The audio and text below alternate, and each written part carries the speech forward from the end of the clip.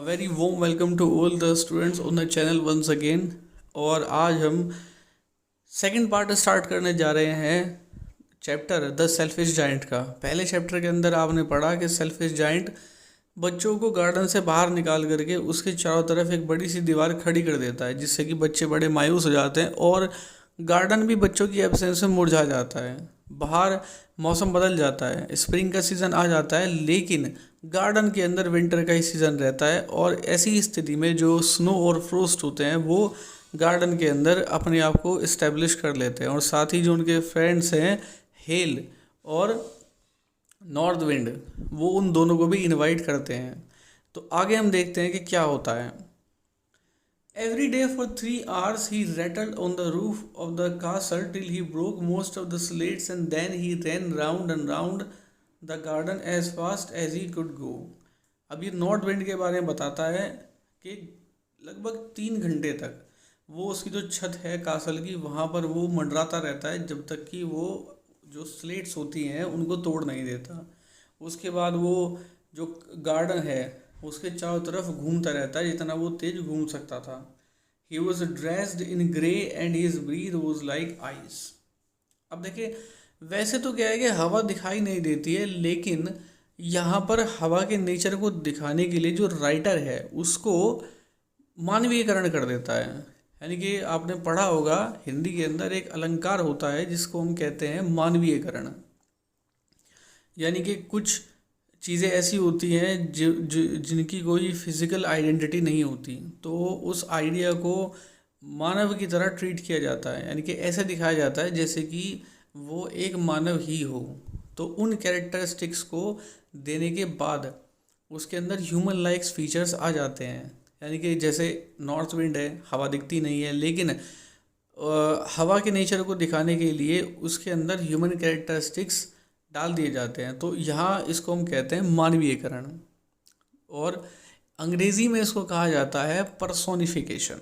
तो यहाँ पर नॉर्थ विंड का पर्सोनिफिकेशन किया गया है। अब देखिए, हवा दिखती नहीं है, फिज़िकल आइडेंटिटी उसकी होती नहीं है, लेकिन फिर भी राइटर कहता है कि उसकी जो ड्रेस थी ग्रे कलर उसने पहना हुआ था, और उसकी जो सांस थी वो आइस जैसी थी। I can't understand why the spring is so late in the coming, said the selfish giant as he sat at the window and looked out at his cold, white garden. I hope there will be a change in the weather. अब ये जो स्थिति है इसको देख करके giant भी बेचारा परेशान है। वो बैठा हुआ सोच रहा है कि यार मुझे समझ में नहीं आ रहा कि जो बसंत का मौसम है ये इतना लेट क्यों हो रहा है।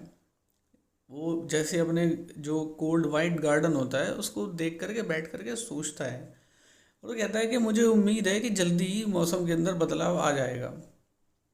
यानी कि उसके गार्डन में जो हेल और नॉर्थ विंड, फ्रोस्ट और स्नो ने जिस तरह से माहौल बना रखा था वो माहौल भी उसको अच्छा नहीं लग रहा था। But the spring never came nor the summer, the autumn gave golden fruit to every garden, but to the giant's garden she gave none.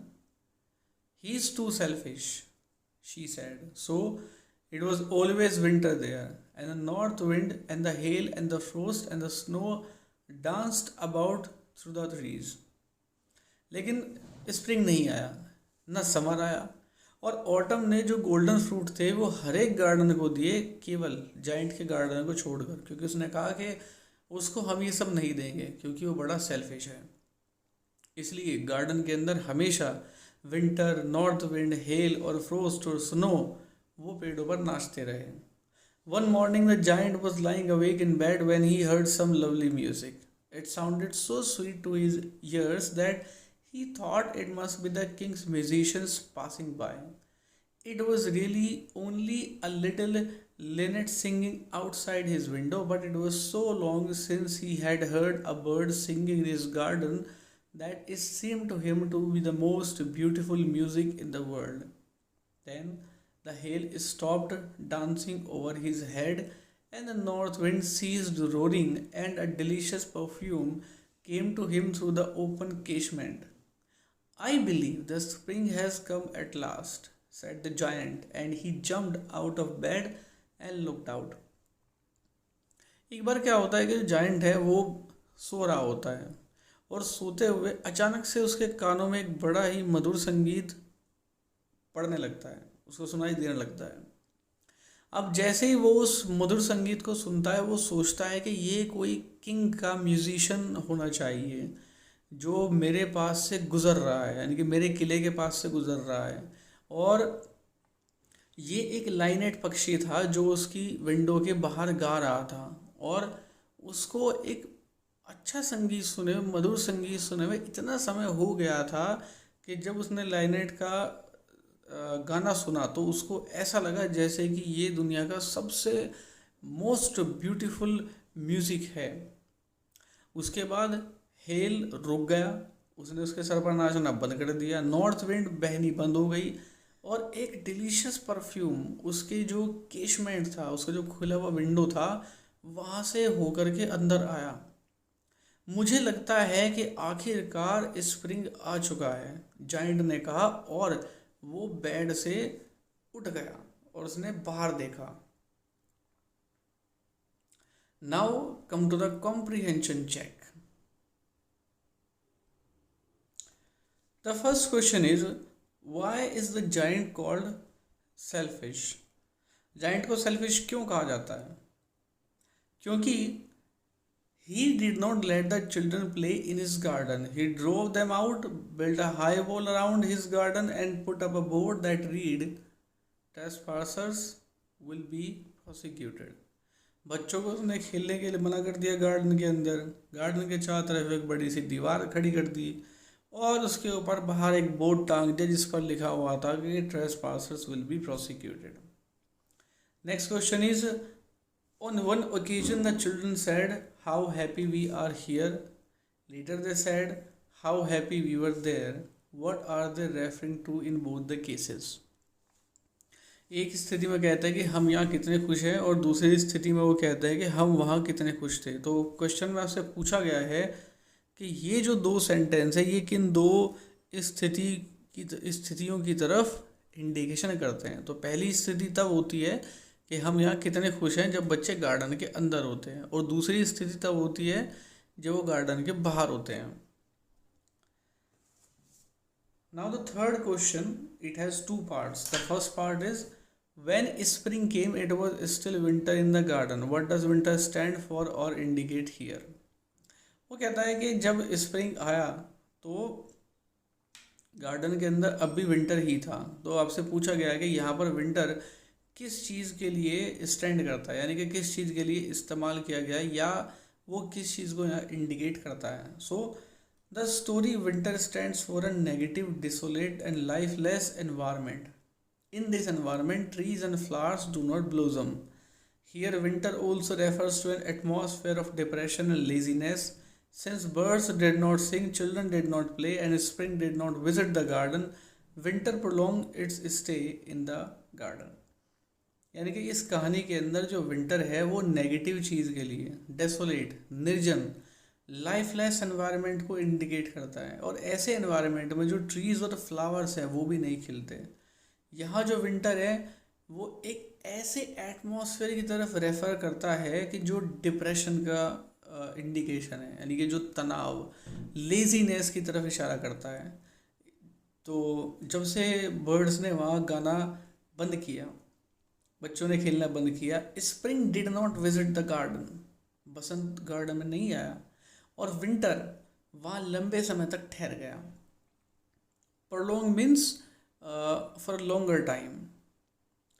Second question is, winter has been presented like a story with its own characters and their activities. Describe the story in your own words. Winter को भी इस तरह से present किया गया है जैसे कि उसकी अपनी एक कहानी हो, अपना उसका एक अस्तित्व हो, अपनी उसकी एक एक्टिविटी हो। तो आपको उस स्टोरी को अपने वर्ड्स में बताना है, तो you can do the task on your own, and for your help there is a solution on the screen. जैसे when spring came the birds did not sing as there were no children, the trees too did not blossom. At a particular instance a flower put its head out from the grass, however when it saw the notice board put up by the giant it felt sad and sorry for the children, and got back inside the grass and went off to sleep. क्या होता है कि जब spring आया तो birds ने नहीं गाया क्योंकि वहाँ बच्चे नहीं थे, पेड़ नहीं खिले। और एक पर्टिकुलर समय तो ऐसा आता है कि जब एक फ्लावर घास से अपना सर ऊपर उठाता है लेकिन वहाँ बच्चों को नहीं पाता है, और जाइंट को नोटिस करके वो बच्चों के लिए बड़ा शर्मिंदगी महसूस करता है और वापस सोने के लिए चला जाता है। दूसरी तरफ जो स्नो और फ्रोस्ट हैं बड़े खुश होते हैं, और जो स्नो है घास को कवर कर लेता है, फ्रोस्ट पेड़ पर बैठ जाता है, और वो अपने जो दोस्त हैं नॉर्थ विंड उसको भी अपने साथ बुलाने के लिए, मतलब रखने के लिए बुलावा भेजते हैं। और बाद में जो हेल है उसको भी विजिट करने के लिए पूछा जाता है। जो हेल है वो कासल की जो रूफ है वो रेटल करता रहता है जब तक कि वो कुछ ब्रेक नहीं कर देता, स्लेट्स को ब्रेक नहीं कर देता, और उसके बाद गार्डन के चारों तरफ घूमता रहता है जितना तेज वो घूम सकता था। So these were the particular activities of the winter.